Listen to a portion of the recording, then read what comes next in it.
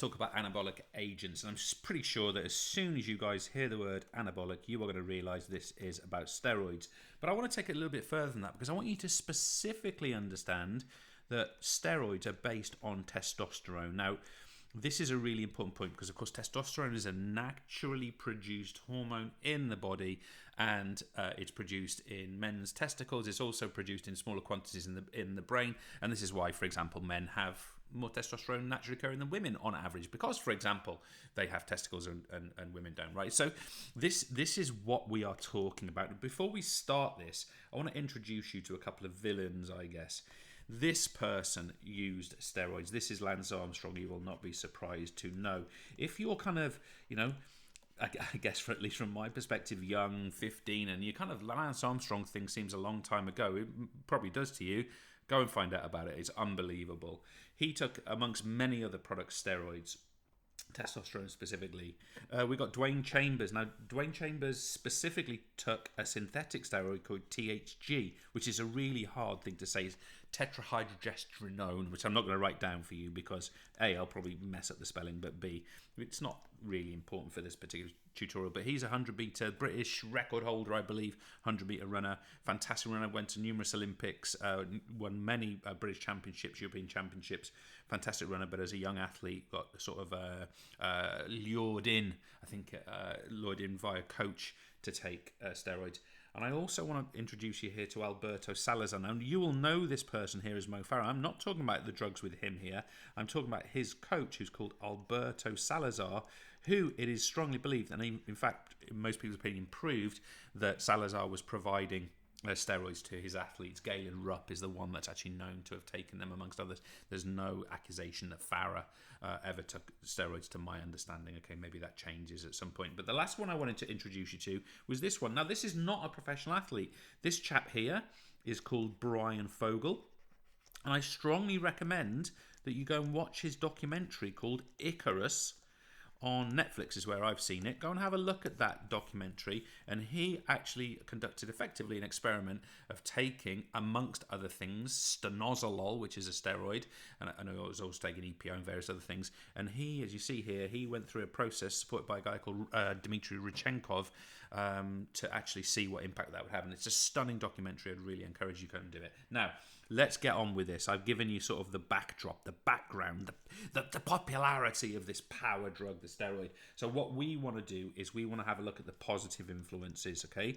What will an anabolic agent do for an athlete, okay? So positive influences. By the way, these are not advocations by me. I'm just reporting them to you. Please don't take this stuff.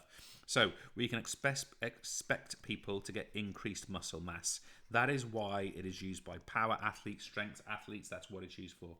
We will get an increased up arrow rate of muscle growth. So it's not only that muscle will grow a bigger mass, but it will grow faster. Okay, so you can effectively cheat nature to an extent, okay, or you can make this kind of adaptation take place faster.